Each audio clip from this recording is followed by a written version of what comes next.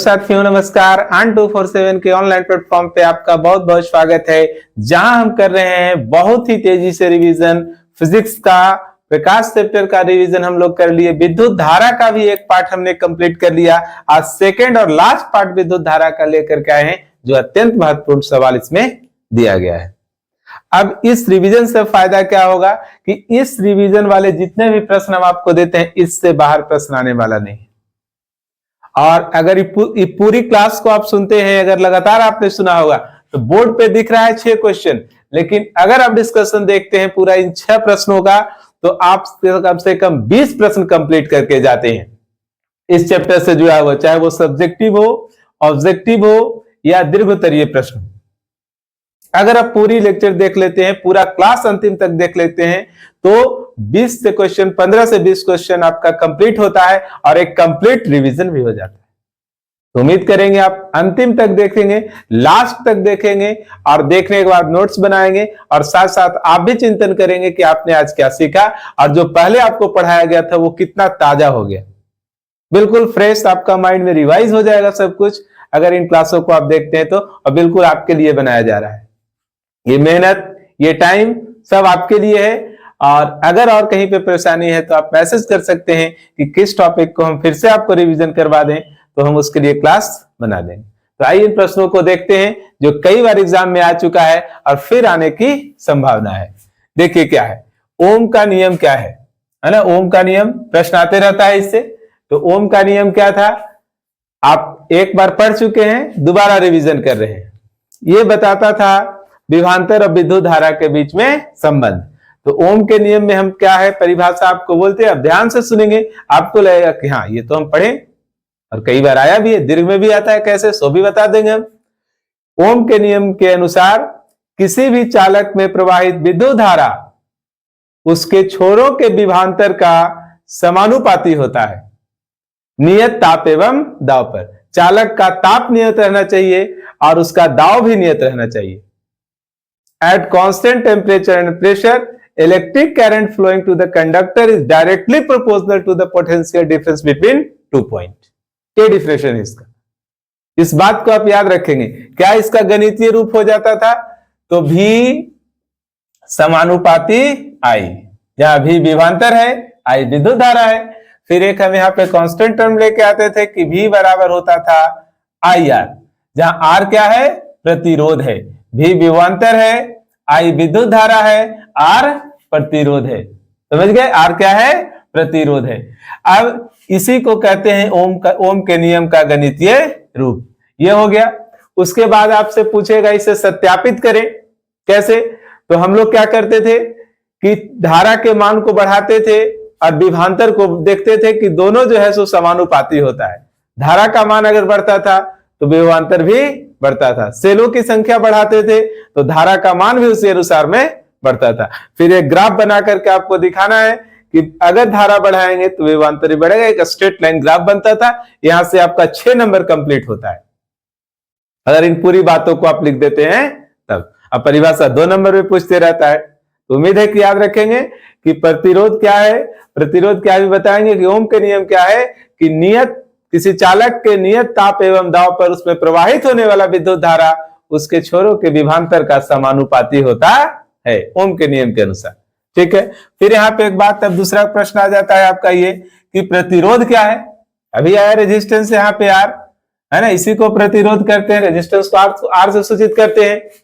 तो प्रतिरोध क्या है, तो किसी भी चालक में प्रवाहित होने वाले विद्युत धारा का जो विरोध करे उसे प्रतिरोध कहते हैं। जैसे आप गाड़ी चलाते हैं, रोड पे स्पीड ब्रेकर आता है, वहां पे गाड़ी को आप स्लो करते हैं तो वो क्या है, आपके गति में अवरोध उत्पन्न कर रहा है। कुछ लोग होंगे जो आपके पढ़ाई में अवरोधक होंगे, वो भी एक प्रतिरोध है। तो मतलब चालक के प्रवाह का जो विरोध करता है उसे क्या कहते हैं, प्रतिरोध कहते हैं। प्रतिरोध को किससे सूचित किया जाता है, आर से सूचित किया जाता है। अब प्रतिरोध का अगर हम एसआई मात्रक की बात करेंगे कि प्रतिरोध का एसआई मात्रक क्या होता है, तो प्रतिरोध का एसआई मात्रक ओम होता है। प्रतिरोध का एसआई मात्रक क्या होता है, ओम होता है। बात समझ गए आप कि प्रतिरोध क्या है, ओम का नियम क्या है। अब हम तीसरी प्रश्न पे बात करेंगे जिसमें आपसे पूछा जाएगा प्रतिरोध किन किन बातों पर निर्भर करता है। किसकी प्रतिरोध की बात करें हम लोग, क्योंकि विद्युत धारा चैप्टर पढ़ रहे हैं, यानी विद्युत धारा को रोकने वाला जो प्रतिरोध है वो किन किन बातों पर निर्भर करता है, इस बात को आप जानेंगे। देखिए ये निर्भर करता है किन किन बातों पे, यहाँ पे ध्यान देंगे आप, यहाँ पे हम लिख रहे हैं किन किन बातों पे निर्भर करता है। तो प्रतिरोध जो होता है चालक के लंबाई का समानुपाती होता है, यानी अगर चालक के लंबाई को अगर आप बढ़ाएंगे, चालक के लंबाई को बढ़ाएंगे तो प्रतिरोध भी बढ़ेगा, यानी जितना दूर तार को ले जाएंगे उसमें धारा का मान कमेगा। क्यों? क्योंकि प्रतिरोध बढ़ रहा है, प्रतिरोध बढ़ेगा तो धारा को डिस्टर्ब करेगा, यानी कि चालक की लंबाई बढ़ाने पर उसका प्रतिरोध बढ़ता है। दूसरा कहां, इसका दूसरा क्या आप जानेंगे कि ये चालक का जो प्रतिरोध होता है उसके चालक के अनुप्रस्थ परिकाष्ठ के क्षेत्रफल का व्युत्क्रमानुपाती होता है। ये डायरेक्टली प्रोपोर्शनल है, जबकि ये यहां पर क्या बता रहा है, अनुप्रस्थ परिकाष्ठ का क्षेत्रफल यानी उसकी मोटाई है ना। चालक तार की क्या बताएगा, चालक तार का बताएगा मोटाई, ऐसे यहां पर एरिया है, क्षेत्रफल है ना। जितना तार मोटा रहेगा उसमें प्रतिरोध कम रहे, पतले तार में प्रतिरोध ज्यादा हो। यानी अगर ये क्षेत्रफल बढ़ेगा, यही अनुप्रस्थ, मान लो चालक इसे वायर कैसे होता है, बेलनाकार ही होता है, इस तरह से सिलेंड्रिकल शेप में होता है। तो अगर इसकी मोटाई बढ़ेगी तो प्रतिरोध कमेगी, यानी क्षेत्रफल बढ़ेगा प्रतिरोध कमेगा, क्षेत्रफल कमेगा प्रतिरोध बढ़ेगा। इनवर्सली में यही होता है कि अगर इसको दुगना करेंगे तो ये आधा हो जाएगा, ये दुगना होगा, ये अगर दुगना हुआ तो प्रतिरोध आधा हो जाएगा। इसमें क्या है कि अगर लंबाई दुगनी तो प्रतिरोध भी दुगनी, लंबाई 4 गुना तो प्रतिरोध भी 4 गुना। समझ में आ रही बात कि लंबाई का समानुपाती होता है और अनुप्रस्थ परिकाष्ठ के क्षेत्रफल का व्युत्क्रमानुपाती होता है। एक प्रश्न ऐसा भी हमने देखा बोर्ड में कि पूछा कि प्रतिरोध और चालक तार के अनुप्रस्थ परिकाष्ठ के क्षेत्रफल में क्या संबंध है, चाहे क्षेत्रफल प्रतिरोध को किस प्रकार प्रभावित करता है। तो हम बताएंगे कि क्षेत्रफल बढ़ेगा तो प्रतिरोध कमेगा, और क्षेत्रफल अगर कम होगा तो प्रतिरोध बढ़ेगा। और अगर परिभाषा पे अगर हम लोग आएंगे तो बोलेंगे किसी भी चालक का प्रतिरोध उसके अनुप्रस्थ परिकाष्ठ के क्षेत्रफल का व्युत्क्रमानुपाती होता है, और वहां पे आप ये लिखेंगे, पूरा 2 नंबर आपको मिलेगा, कहीं से कटने वाला नहीं। तीसरी बात, प्रतिरोध किस पे निर्भर करता है, ताप पर, है ना। किस पर निर्भर करता है, ताप पर, कि अगर चालक का ताप को अगर बढ़ाइएगा तो प्रतिरोध भी क्या होगा, बढ़ेगा, प्रतिरोध भी बढ़ेगा। चालक का ताप बढ़ाइएगा तो प्रतिरोध भी बढ़ेगा। इसलिए ना ओम के नियम में क्या बोला, at constant temperature and pressure, यानी ताप और दाब नियत होना चाहिए, उसमें वेरिएशन नहीं। ताप दाब अगर अलग अलग आप किए तो आपको फिर डायरेक्टली प्रोपोर्शनल नहीं होगा विद्युत धारा विभवांतर का, वो अलग अलग फिर वैल्यू मिलेगा, जो कि ओम के नियम के अनुसार सही नहीं है। ओम के नियम किस पे आधारित है, तो नियत ताप एवं दाब पर आधारित। कभी कभी ये प्रश्न भी पूछा जाता है, यहां से आप सुनेंगे, बोर्ड पे नहीं है लेकिन आप सुनेंगे, कहता है ओम के नियम में किसका ताप अचर रखते हैं, चालक का अचर रखते हैं। अब फिर पूछेगा कि ओम के नियम में चालक तार के ताप को अचर क्यों रखा जाता है, तो आप क्या कहेंगे कि चालक का ताप बढ़ाने पर प्रतिरोध बढ़ेगा तो धारा का मान कमेगा। तो अलग अलग ताप पे अलग अलग प्रतिरोध होगा, अलग अलग धारा का मान प्रवाहित होगा, प्राप्त होगा, तो ओम का नियम में वो समानुपाती नहीं हो सकता है विभवांतर। इसीलिए हम लोग ओम के नियम में चालक के ताप को अचर रखा जाता है। उम्मीद है बात समझ गए होंगे। कारण यही है कि ताप बढ़ने पर प्रतिरोध बढ़ता है, ताप बढ़ने पर प्रतिरोध बढ़ता है। और अगर एक बात याद करें तो चालक की प्रकृति पर निर्भर करता है, चालक की प्रकृति पर। जैसे चांदी सबसे अच्छा चालक, विद्युत का सर्वोत्तम चालक चांदी है। क्यों? क्योंकि चांदी में मुक्त इलेक्ट्रॉन की संख्या अधिक है, उससे थोड़ा कम तांबा है, उससे थोड़ा कम और एल्युमिनियम है, उससे थोड़ा कम लोहा है। तो ये लोग, ये सब जो है वो कमजोर क्यों हैं, क्यों अच्छा चालक नहीं माने जाते हैं, क्यों गुड कंडक्टर नहीं है? क्योंकि इनमें मुक्त इलेक्ट्रॉन की संख्या कम है। जिसमें ज्यादा नंबर ऑफ मुक्त इलेक्ट्रॉन ज्यादा रहेगा, फ्री इलेक्ट्रॉन ज्यादा रहेगा, वो अच्छा चालक माना जाएगा। उम्मीद है समझ रहे होंगे कि चालक के अंदर क्या प्रवाहित होता है, फ्री इलेक्ट्रॉन, आवेश को वही लेके जाता है मुक्त इलेक्ट्रॉन। इस बात को भी आप याद रखें। और विद्युत का सबसे अच्छा चालक कौन सा है, चांदी। संकेत क्या है चांदी का, Ag। Silver is good conductor of electricity. उम्मीद है बात समझ पा रहे होंगे आप लोग। ठीक है, तो प्रतिरोध किन किन बातों पर निर्भर करता है, लंबाई पर निर्भर करता है, क्षेत्रफल पर निर्भर करता है, ताप पर निर्भर करता है और चालक के प्रकृति पर निर्भर करता है। ठीक है, अब चौथा क्वेश्चन की ओर आएंगे हम लोग कि प्रतिरोध का समूहीकरण क्या है। प्रतिरोध का समूहीकरण क्या है। समूहीकरण कह सकता है मतलब कई प्रतिरोध को एक साथ जुड़ना, समूह बनाना, समझ गए। एक और कोई शब्द इसमें समूहीकरण के जैसा ही पूछते रहता है कि मतलब उसका जुड़ना ही होता है।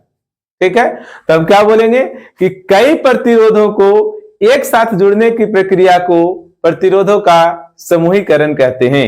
यह कितने प्रकार से होता है यहां समझेंगे आप। प्रतिरोधों का समूहीकरण दो प्रकार से होता है। एक होता है आपका श्रेणी क्रम समूहन और एक होता है समांतर क्रम समूहन, है ना। एक होता है श्रेणी क्रम समूहन और एक दूसरा होता है समांतर क्रम समूहन, यानी दो प्रकार के होते हैं। ठीक है, कौन सा दो प्रकार है, तो एक श्रेणी क्रम है और दूसरा है समांतर क्रम। श्रेणी क्रम में क्या होता है, तो आप कहेंगे कि जब प्रथम प्रतिरोध का अंतिम छोर, देखो ये प्रतिरोध प्रथम है R1, इसका अंतिम छोर दूसरे प्रतिरोध के प्रथम छोर से इस प्रकार जुड़े रहते हैं, इस तरह से, तो इसे हम लोग श्रेणी क्रम समूहन कहते हैं कि प्रथम प्रतिरोध का अंतिम छोर दूसरे प्रतिरोध का पहला छोर, इस दूसरे प्रतिरोध का अंतिम छोर तीसरे प्रतिरोध के प्रथम छोर, अगर इस तरह से जुड़े रहते हैं तो इस तरह से जो जुड़ता है उसे हम लोग श्रेणी क्रम समूहन कहते हैं। इसका समतुल्य प्रतिरोध निकालने का फॉर्मूला क्या होता है।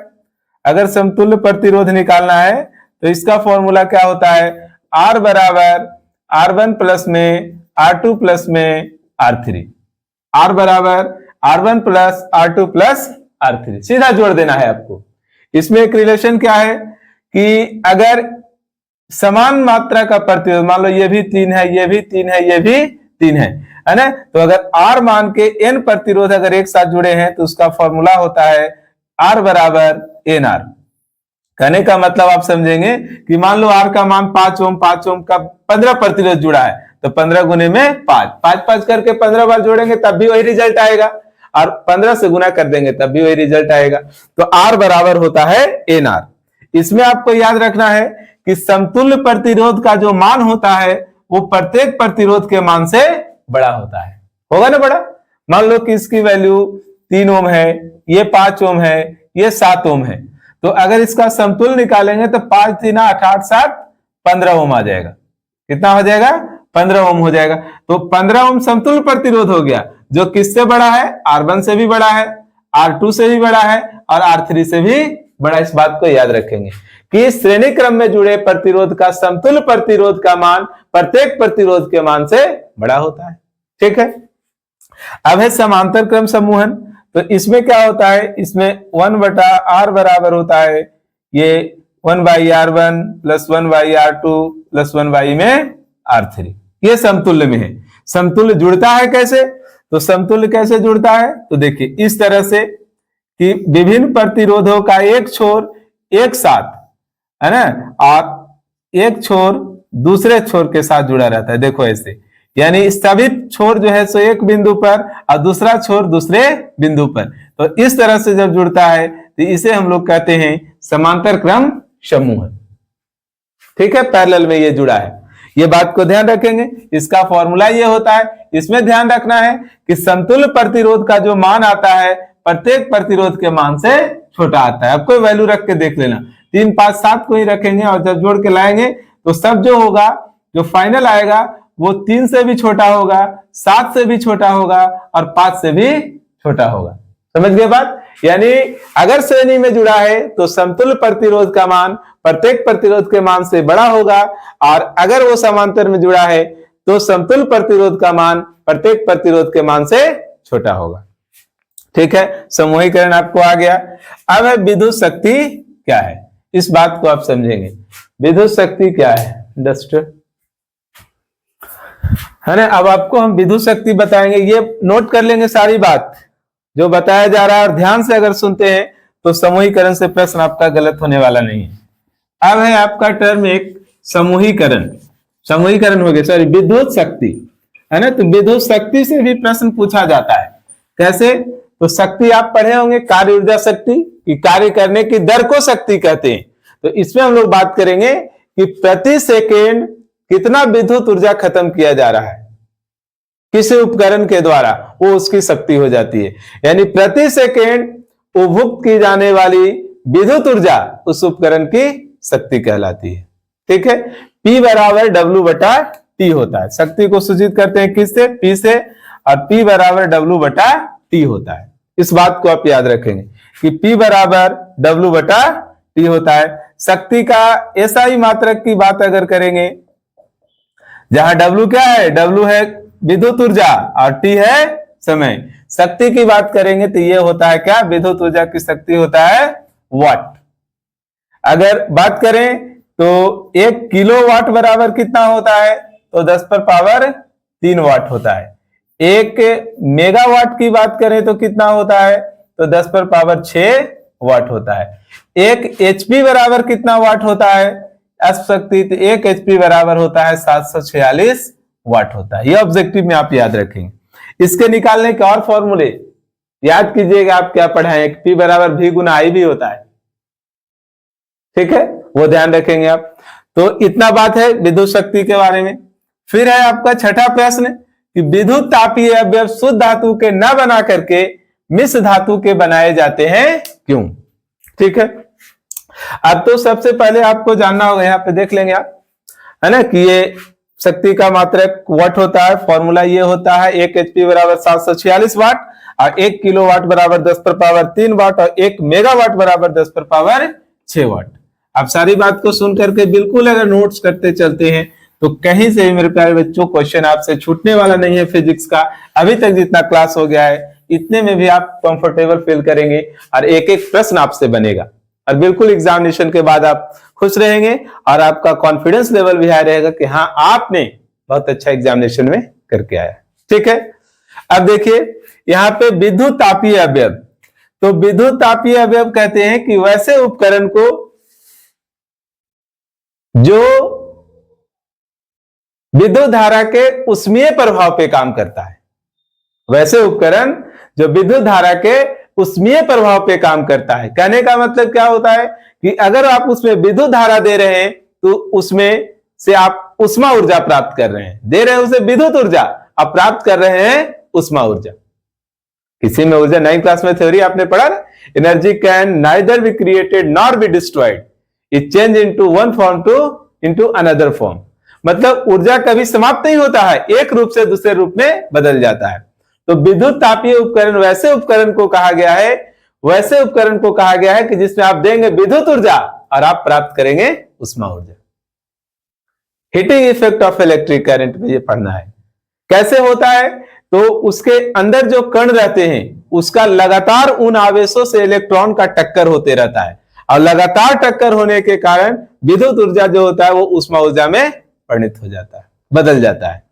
ठीक है, तो इसमें आपका प्रश्न खैर यही है कि विद्युत तापीय अवयव शुद्ध धातु का न बना करके मिश्र धातु के बनाए जाते हैं, क्यों? ये प्रश्न है। तो हम लोग क्या पढ़े हैं कि मिश्र धातु का गलनांक उच्च होता है और मिश्र धातु की प्रतिरोधकता भी उच्च होती है।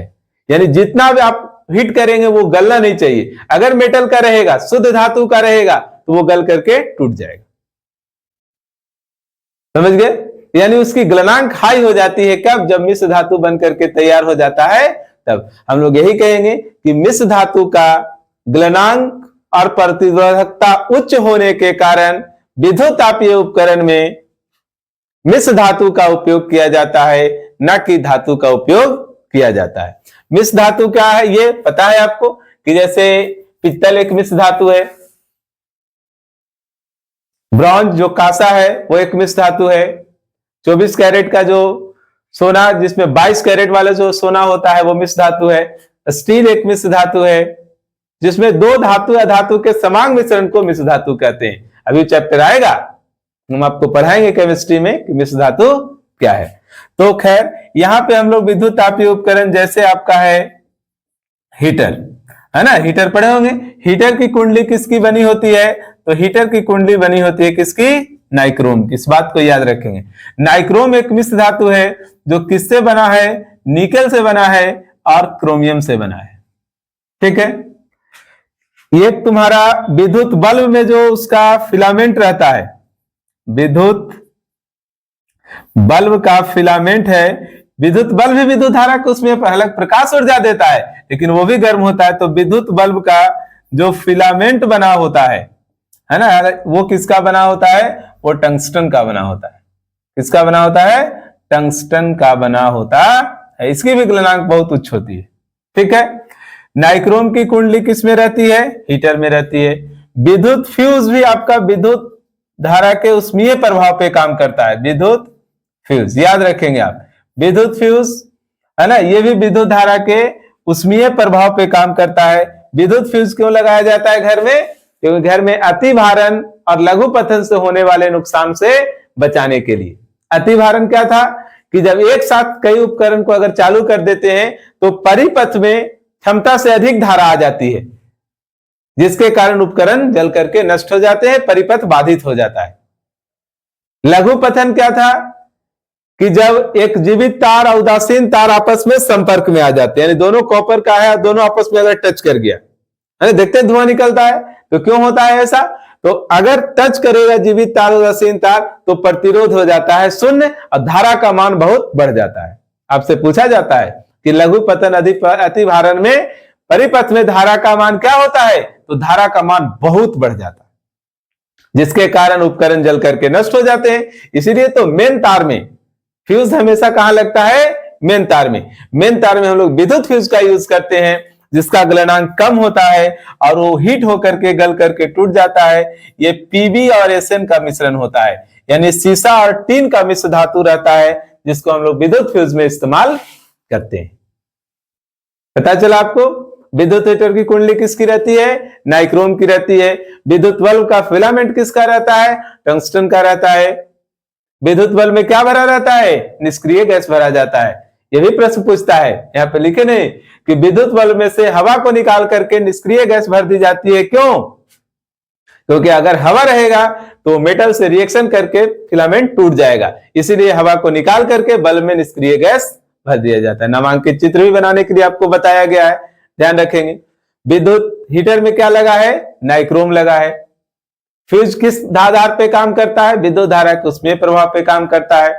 विद्युत फ्यूज को हमेशा किस में जोड़ते हैं? जीवित तार में जोड़ते हैं। अब विद्युत फ्यूज की एक क्षमता होती है, मान लो अगर विद्युत फ्यूज की क्षमता 5 एम्पीयर है तो उस परिपथ में 5 एम्पीयर से ज्यादा धारा प्रवाहित नहीं होगा। जैसे ही 5 एम्पीयर से ज्यादा होगा विद्युत फ्यूज डिस्कनेक्ट हो जाएगा, जल करके टूट जाएगा, आगे धारा ही नहीं जाएगा परिपथ में। उससे क्या आपका उपकरण सुरक्षित रह जाएगा। तो विद्युत फ्यूज की क्षमता भी होती है। विद्युत फ्यूज विद्युत धारा के उसमें प्रभाव पे काम करता है। विद्युत हीटर भी उसमें प्रभाव पे काम करता है। तो वैसे सारे उपकरण जो विद्युत ऊर्जा प्राप्त करके उष्मा ऊर्जा अगर हमें प्रदान करते हैं, वो सारे उपकरण विद्युत धारा के उसमें प्रभाव पे काम करते हैं और उसमें शुद्ध धातु को नहीं लगा करके मिश्र धातु का उपयोग किया जाता है। उम्मीद है सारी बात आप समझ रहे होंगे, सब कुछ आपका रिवीजन हो रहा होगा और बिल्कुल फ्रेश लग रहा होगा कि हाँ हमने बहुत कुछ सीखा। लेकिन लास्ट तक क्लास आप बने रहते होंगे तभी फायदा होगा, ऐसे नहीं। और प्रश्न कैसे आता है कि घर में जो हमारा वायरिंग होता है परिपथ, वो श्रेणी क्रम में ना लगा करके हम लोग समांतर क्रम में लगाते हैं। क्यों? घरेलू वायरिंग श्रेणी क्रम में नहीं होता, सीरीज में नहीं, है ना, वो समांतर क्रम में होता है। क्यों होता है कि अगर श्रेणी क्रम में अगर परिपथ में अगर वायरिंग करवाएंगे तो धारा का मान बढ़ जाएगा, वोल्टेज बढ़ जाएगा और सभी उपकरण को बराबर धारा प्राप्त नहीं होगा। और दूसरा कारण हो जाएगा कि एक स्विच को आप बंद करेंगे, सारा उपकरण जो लगा रहेगा घर में परिपथ में सब एक साथ बंद हो जाएगा। समझ गए? और अगर समांतर क्रम में है, अगर परिपथ एक जगह बाधित भी हो जाता है, एक बल्ब आपका खराब भी हो गया, तो बाकी शेष उपकरण काम करते रहेंगे, परिपथ में धारा प्रवाहित होता रहे। अरे देखते शादी ब्याह में जो जनरेटर से वो लोग वायरिंग करता है, वनडे वायरिंग जो रहता है, कि हाँ चलो आज ही भर लगाना है, शादी में गांव देहात में लगता है जनरेटर से, अगर सीरीज में रहता है वो, आप देखें कि लो खाना खाते समय ही लाइट बुझता है, अक्सर देखा जाता है। तो एक लाइट, ऐसा नहीं कि अगर वो पैरेलल में रहता तो एक ट्यूबलाइट अगर बंद हो जाता है तो शेष जलना चाहिए था, लेकिन श्रेणी क्रम में रहने के कारण क्या होता है कि अगर एक बंद हुआ तो मड़वा वाला ही बंद, बाराती ठहरा है वहां भी बंद, जहां पे गांव वाले खाना खा रहे हैं वहां भी बंद, सारे घर का बंद। क्यों? क्योंकि वो रहता है श्रेणी क्रम में। तो आप बताएंगे कि श्रेणी क्रम में नहीं करते हम, समांतर क्रम में, क्योंकि श्रेणी क्रम में करने से वोल्टेजता बढ़ जाती है और सभी को हम लोग फ्री मतलब स्वतंत्र रूप से चालू या बंद नहीं कर सकते हैं, जबकि समांतर में ऐसा कर सकते हैं। उम्मीद है बात आपको समझ में आई होगी। अब नेक्स्ट हम लोग का टॉपिक बचा है विद्युत धारा का चुंबकीय प्रभाव, उसमें हम लोग डिस्कस करेंगे और भी प्रश्न। इन 6-7 प्रश्न आज जो भी बताया गया, साथ में लगभग 15 से 20 ऑब्जेक्टिव रिवीजन हो गया, आपका नया ऑब्जेक्टिव बनकर के तैयार हो गया। ऐसा ही मात्रक लगभग समाप्त है। कौन किस उसमें प्रभाव पे काम करता है, किसको किससे सूचित करते हैं, किसका कौन समीकरण रूप है, गणितीय रूप, सारा कुछ कंप्लीट। बस आप अंतिम तक क्लास को देखते रहें और बार बार देखना है, रिवीजन करते रहना। जब भी है आप रख दे चालू करके, सुनते रहें, देखते रहें, कंप्लीट होता जाएगा। बस कुछ ही दिन समय है, पूरे तन मन से आप लग जाइए। सबको इंतजार है कि आप एक अच्छा रिजल्ट देने वाले हैं, बेहतर परिणाम देने वाले हैं, और साथ साथ हमारे साथ जुड़ करके जब आप मेहनत करते हैं, आप मेहनत करते हैं, तो हम और दूना मेहनत करने के लिए तैयार रहते हैं। लगे रहें।